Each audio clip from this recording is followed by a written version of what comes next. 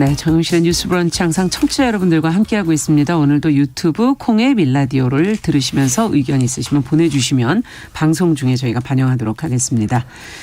자, 뉴스픽으로 문을 열어보죠. 전혜연 우석대 개공 교수님 어서 오십시오. 안녕하세요. 전예현입니다. 네, 조으론 변호사님 어서 오십시오. 네, 안녕하세요. 조으론입니다. 자, 앞서 말씀드렸던 교육부가 최근에 새 교육과정 개정안의 행정 예고를 했습니다. 보수 편향이 지금 논란이 일고 있는데 무엇이 달라졌는지 또 논란이 되는 지점들은 무엇인지 먼저 정 교수님께서 좀 정리를 해 주시겠어요? 예, 일단 교육과정이라는 것은요. 학교에서 가르쳐야 될 교육의 목표, 내용 등을 담고 있는 것이고요. 네. 따라서 앞으로 교과서의 집필 기준이라든가 이런 것과 연관이 되어 있고 보통 교육과정이 굉장히 중요하다 이러는 것은 한 국가의 시민의식을 결정하는데 그렇죠. 굉장히 중요한 바탕이 된다고 해야 될까요? 그렇게 좀 설명을 할 수가 있습니다.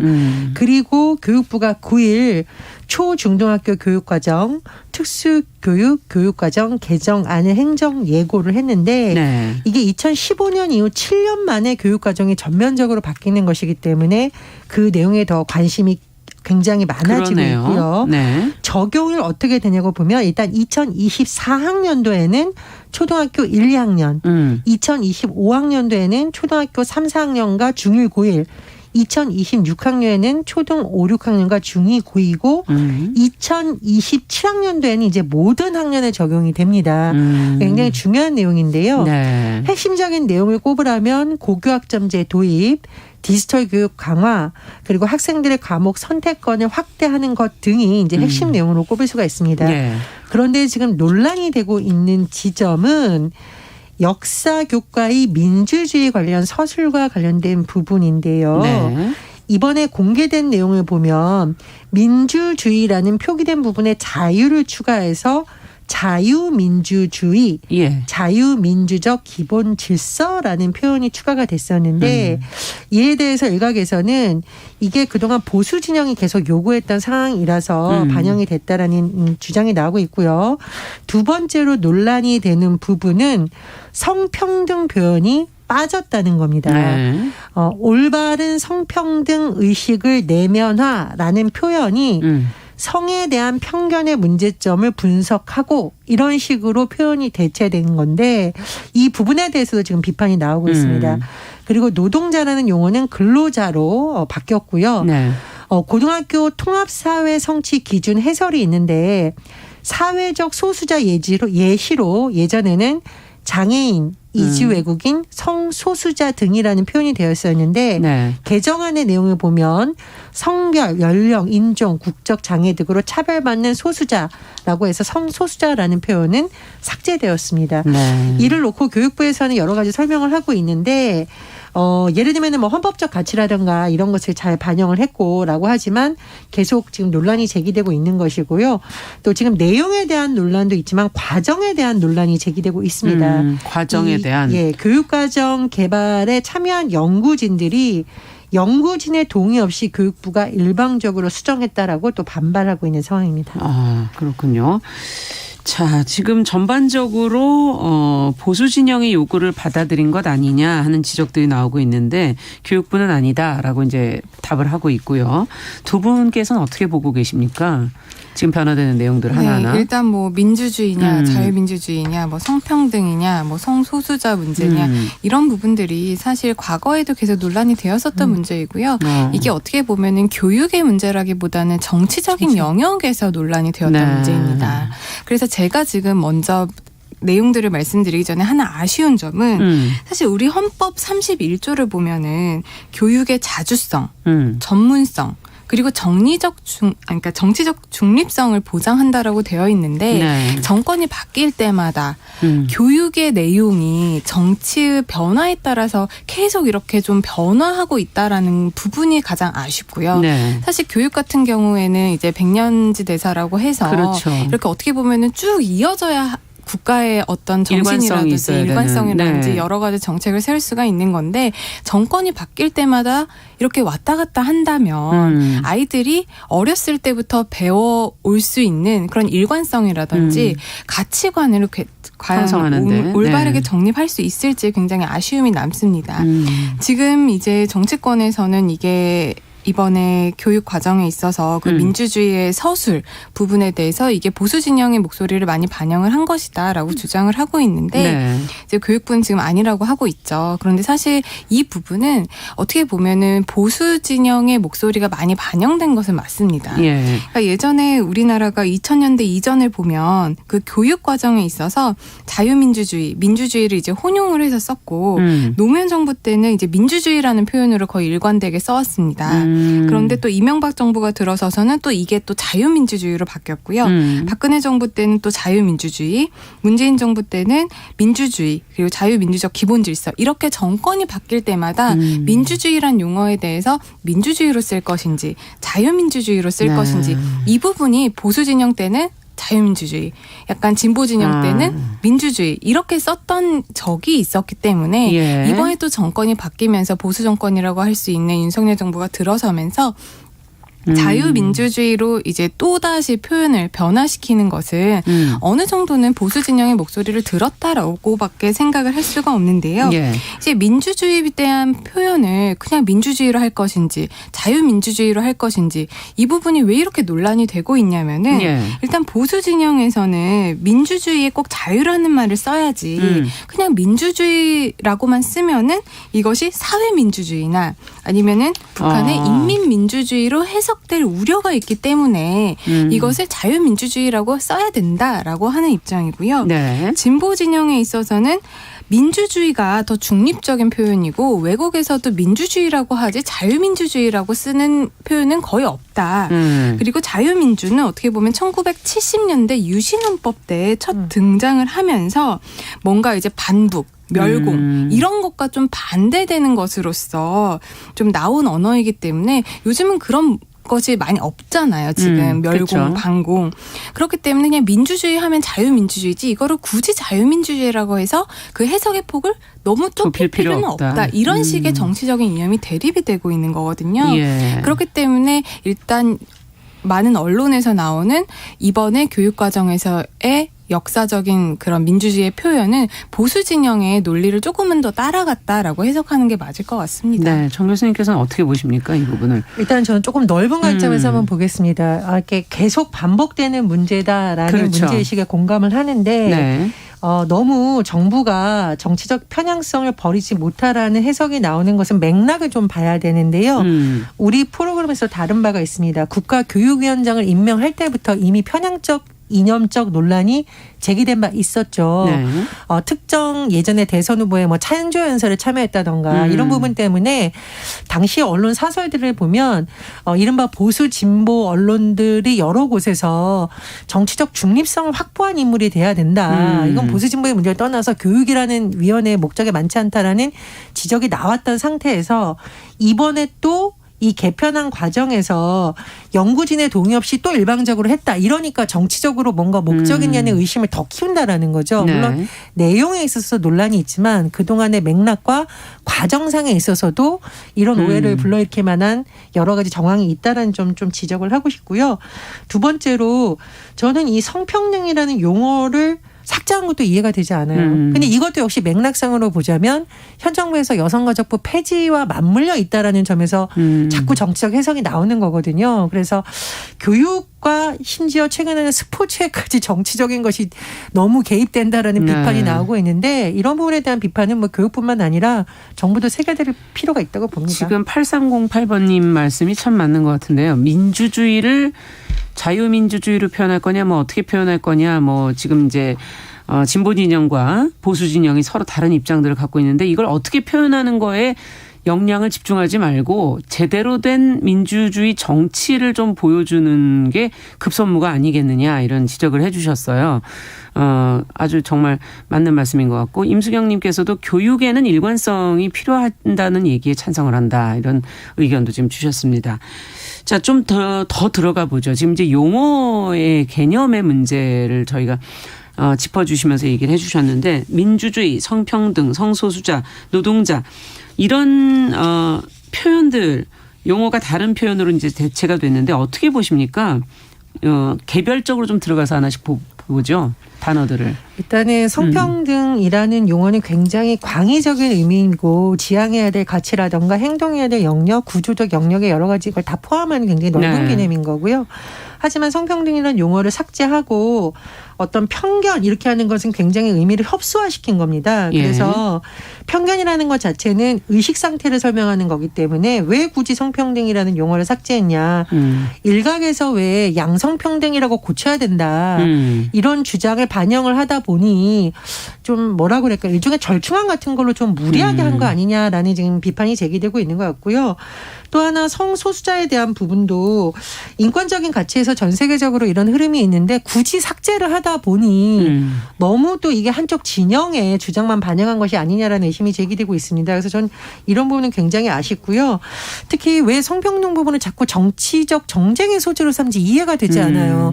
대다수의 나라들이 인권이라는 보편적 가치를 그렇죠. 기본으로 성평등이라는 부분에 대해서 굉장히 많은 부분의 공감대가 이미 이루어졌고 국가적인 주요 의제로 다루고 있습니다. 그런데 최근에 우리나라에 들어서 이 문제가 자꾸 정치 쟁점화되고 이번에 교육 개정안에서 삭제된 부분은 매우 아쉽다. 이렇게 평가를 할 수밖에 없습니다. 조 변호사님께서는 어떻게 보세요? 네, 저는 일단 민주주의라는 용어 관련해서는 우리나라 헌법도 그렇고요. 헌법재판소에서 민주주의에 대한 설명을 한 부분도 그렇고 우리나라의 민주주의가 자유민주주의라는 것을 부인할 사람은 사실 아무도 없습니다. 그렇기 때문에 민주주의라는 용어를 민주주의로 쓰던 자유민주주의로 쓰던 이 부분의 핵심적인 가치는 우리나라 모든 국민이 다 알고 있을 거라고 생각을 해요. 네. 우리나라의 민주주의가 인민민주주의를 이야기하는 것은 전혀 아니잖아요. 그렇죠. 그런 부분에 대해서는 국민적인 큰 공감대가 있다고 저는 생각을 하고 그러면은 이거를 우리가 어떤 단어를 써야 할지 이러한 문제를 놓고 정쟁을 하기보다는 그 자유민주주의를 이제 계속 이야기하는 그쪽의 태도를 우리가 좀 더 생각을 해봐야 된다고 생각을 하거든요.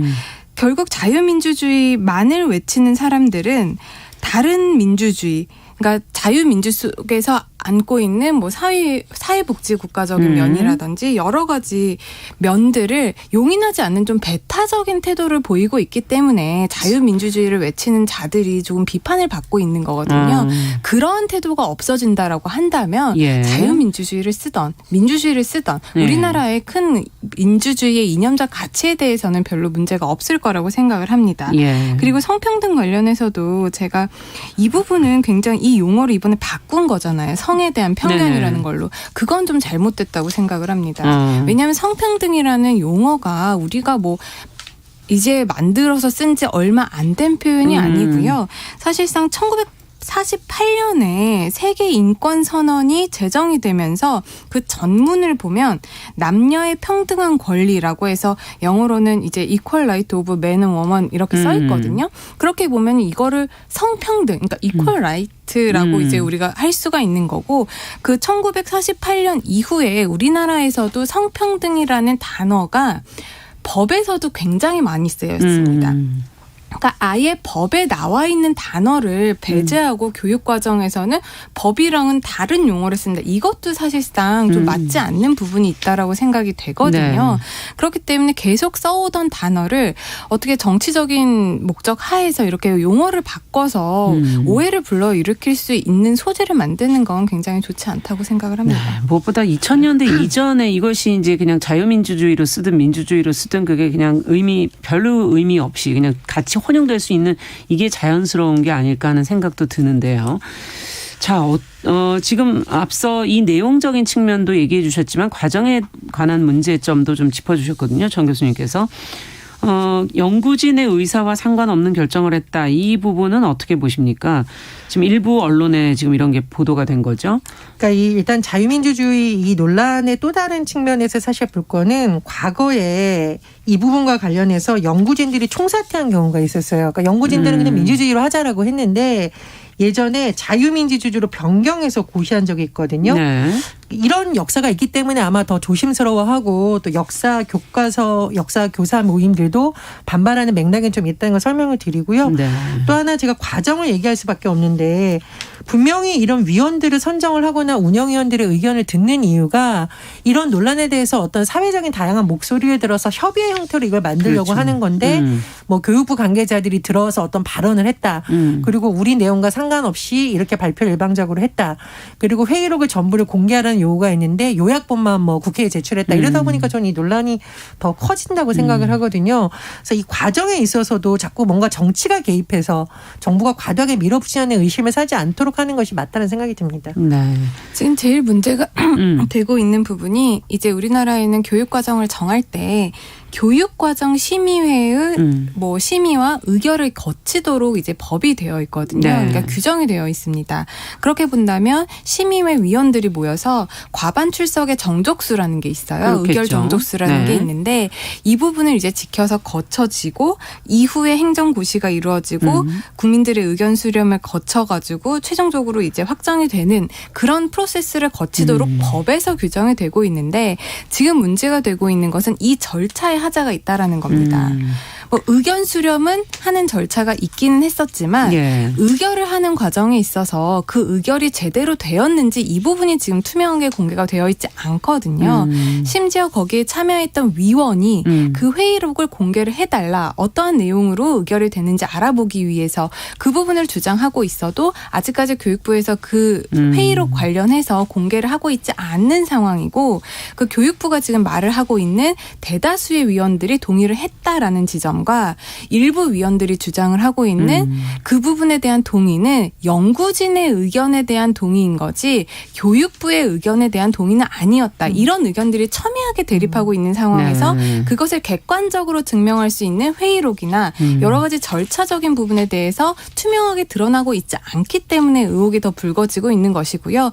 만약에 이것에 대해서 절차적인 정당성이 부여가 되지 않는다라고 한다면 현대 민주주의 사회에서는 내용적인 정당성뿐만 아니라 그 내용이 만들어지기까지의 절차적인 정당성도 지켜져야 이게 완벽하게 국민들이 수용할 수 있는 부분이 되는데 절차적인 하자에 있어서 이렇게 심각한 하자가 있다라고 본다면 국민들이 이것을 수용할 수가 없게 되는 것이죠. 자, 정말 이 교육이 정치를 좀 떠나서 논의될 수는 없을까 하는 그런 아쉬운 마음이 드는데 두 분께서 끝으로 한 말씀씩 좀 정리를 해 주신다면요. 지금 변호사님이 설명해 주신 절차적인 이유가 있는 것이 그런 부분에 대한 보완책으로서 있는 것이죠. 그냥 정부 교육부 직원들이라든가 일부가 모여가지고 이것을 고치는 것이 아니라 이렇게 여러 가지 심의회 운영위원들이라든가 연구진을 참여시킨 이유가 그런 부분 때문입니다. 그래서 이런 절차적인 하자가 있다라는 점에서는 적어도 지켜냈었다라는 굉장히 아쉬움이 남고요. 사실 정권이 바뀔 때마다 비슷한 논란이 되풀이 된다라는 것은 서로에 대한 의심을 저는 기본적으로 깔고 있다라고 보거든요. 신뢰가 없다. 네네. 서로. 그런 부분에 예. 대한 논의도 필요하다고 봅니다. 네. 네, 이렇게 정권이 바뀔 때마다 국가 교육 과정이 흔들리고 그로 인해서 아이들이 고통을 받고 있고 아이들의 가치관이 올바르게 정립되지 못하는 건 정말 바람직하지 않죠. 그렇기 때문에 지금 우리나라에서도 올해부터 국가교육위원회법을 만들어서 예. 이때까지는 그 교육과정 심의회에서 하던 일을 국가교육위원회가 10년 계획으로 교육과정을 이제 계획하기로 했잖아요. 네.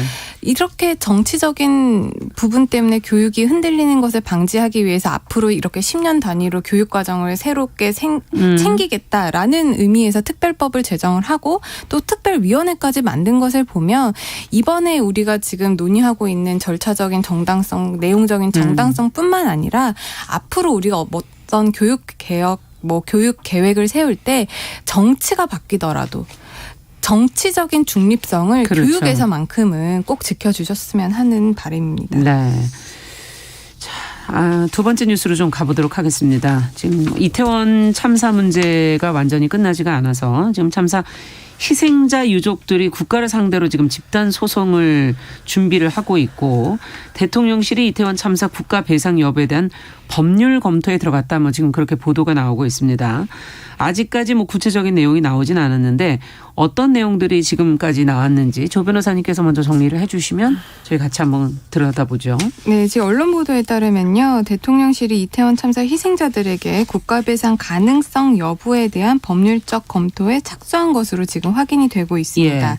네, 윤석열 대통령 같은 경우에는 지난 10일 날 순방을 하루 앞두고 열린 수석 비서관 간담회에서 철저한 진상과 원인 규명, 확실한 사법적 책임을 통해 유가족분들에게 보상받을 권리를 확보를 해드려야 된다라고 하면서 국가배상에 대한 언급을 하신 적이 있고요. 네. 또 대통령 관계자 같은 경우에도 이제 13일 날 그 기자들을 만나서 유가족들에게 여러 책임을 지겠지만 당연히 국가가 할 수 있는 법적 책임을 다하겠다라는 의지를 이미 밝힌 상태라고 해서 네. 또 한 번 국가배상 가능성 여부에 대해서 긍정적인 태도로 입장을 밝힌 것을 우리가 알 수 있습니다. 예. 그래서 이제 법조계에서도 이 부분에 대한 논의를 계속해서 하고 있는 상황이고 태스크포스 팀을 꾸려서 여러 가지를 진행을 하고 있는 건데요.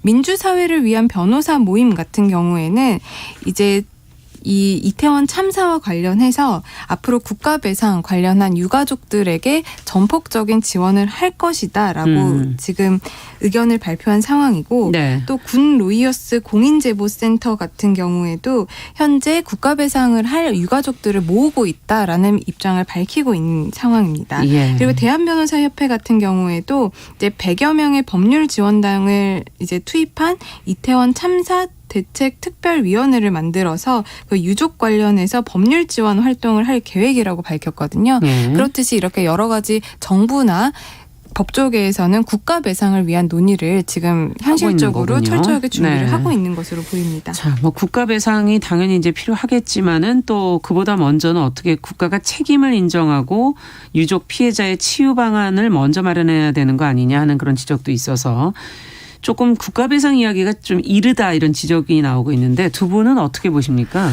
국가배상이 이제 필요는 한데요. 왜 그보다 먼저 국가가 책임을 인정하고 피해자 치유 방안을 마련할까라는 주장이 서로 상충되는 것이 아니라 이런 부분에 초점이 있는 것으로 보입니다. 배상이라는 것은 법적으로 어떤 명확한 규명이 이루어진 다음에 해야 되는 거잖아요. 그렇죠. 시간이 상당 부분 걸릴 수 있습니다. 그러나 지금 우리가 그것도 물론 중요하지만 참사의 원인을 구조적으로 정확히 진단을 하고 그리고 국가 차원에서 유가족들을 위로하고 네. 국민들을 안심시켜줄 수 있는 안을 놓치지는 말아야 된다는 거에 방점이 찍혔는데요. 그 이유는 최근에 우리 정부의 고위 관계자들이 하는 말이 마치 법적인 측면에서의 책임 규명에만 급급하고 정치적으로나 도의적으로는 책임을 회피해야 된다는 비판 여론이 있기 때문에 네. 그런 부분을 좀 지적한 것이 아닐까 저는 이런 생각이 들고 예. 두 번째로 사실 이것도 정치적인 맥락과 좀 엮여 있을 수밖에 없다고 저는 해석을 하는데 이 수사만으로 밝혀낼 수 없는 부분을 해야 되기 때문에 야당에서는 국정조사를 주장하고 있잖아요. 네. 그런데 국민의힘 관계자들의 발언을 보면 빨리 배상을 해주려고 하려면은 국정조사 안 되고 특수본 수사를 잘하는 게 맞다라는 주장이 나오고 있거든요. 그래서 정말 그래서는 안 되지만 빨리 수사를 잘 해가지고 배상을 하자라는 것이 혹시 이런 게 아닐까라는 일각의 의심도 좀 일부분 작용한 것으로 보입니다. 네. 자, 11시 30분부터 일부 지역에서는 해당 지역 방송 보내드리고요. 저희는 뉴스픽 계속 이어가겠습니다.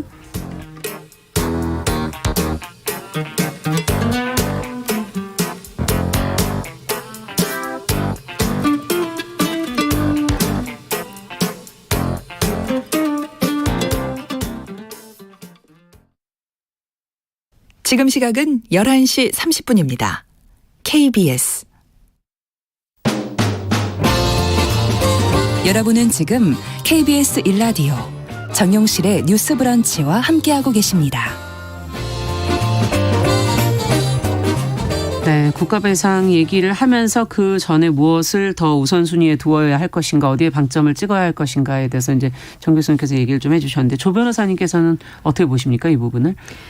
일단 국가배상 필요한 사안이라고 생각을 예. 하고요. 근데 이제 국가배상만을 너무 우리가 주장을 하게 된다면 교수님께서 지적하신 바와 같이 여러 가지 지원이라든지 예. 또 배상보다 더 나아가야 할 정치적인 책임에 대한 그런 부분에 대해서 소홀히 할 수 있기 때문에 지금 너무 국가배상만을 가지고 우리가 논의하는 것은 좀 바람직하지 않다라고 생각을 합니다. 네. 그리고 이제 어떻게 보면 국가배상 책임지겠다라고 하면은 이게 모든 문제가 다 해결될 거라고 생각을 하시는 분들도 혹시 계실지는 모르겠습니다만 네. 사실 우리가 법적으로 어떤 국가배상 책임을 인정하는 것은 법률상으로 손해배상 책임을 인정하는 거란 말이죠. 네. 그런데 법률상의 손해배상 책임은 그것이 인정이 되기까지 굉장히 여러 가지 허들을 넘어야 됩니다.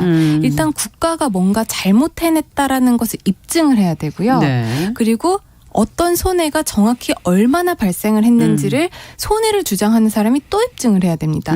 그리고 국가가 잘못한 것, 그리고 이 손해 사이에 인과관계가 있다. 인과관계가 뭐 100% 있다. 아니면은 뭐 몇십 프로 있다. 이것을 손해를 주장하는 사람이 다 입증을 해야 되는 거예요. 이거는 법적으로 그렇게 조금 본다면 너무 손해배상을 네. 주장하는 지금 현 상황에서 보면은 유가족들이나 피해자 측에서 이걸 다 입증을 해야 되는데 쉬운 그렇게 일이 보면 아니겠네요. 결코 쉬운 문제라는 것은 아니죠. 그렇기 때문에 국가 배상보다도 여러 가지 정치적인 부분 그리고 앞으로 우리가 이런 참사가 일어나지 않도록 대응을 해야 된다는 부분도 함께 아울러져서 논의가 돼야 되는 부분이지 뭐 국가 배상만을 우리가 지금 먼저 이것만 가지고 논의하겠다. 이건 좀 부적절해 보이죠. 손해배상에 관련된 그 법안들이나 규제들이나 그 법 문안이 너무 한쪽으로 좀 치우쳐 있는 건 아닌가 하는 그런 생각도 좀 들기도 하고요. 자, 그렇다면은 지금 국가 배상을 검토하고 있다면 정부가 유족의 소송은 필요가 없는 겁니까? 어떻게 보세요, 이 부분은?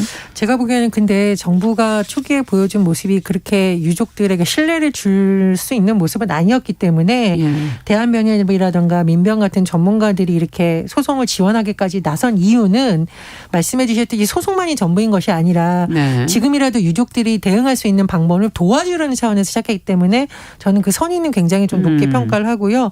또 하나 지금 뭐 여러 가지 법적인 면을 짚어주시고 잘 말씀을 해주셨는데 저는 정말 아쉬운 것이 윤 대통령이 지난 10일 지금 이걸 얘기를 했거든요. 그리고 13일 날 대통령실 관계자의 발언이 나오는데 이렇게 배상을 얘기하기에 앞서서 순방을 떠나기에 앞서서 국민들의 마음을 조금 더 위로하고 유족들이 좀 납득할 만한 더 진심 어린 사과를 하고 최근에 지금 제기되는 문책론에 대해서도 매듭을 지어줬다면 어땠을까라는 부분은 좀 굉장히 아쉬움이 남는 부분입니다. 네.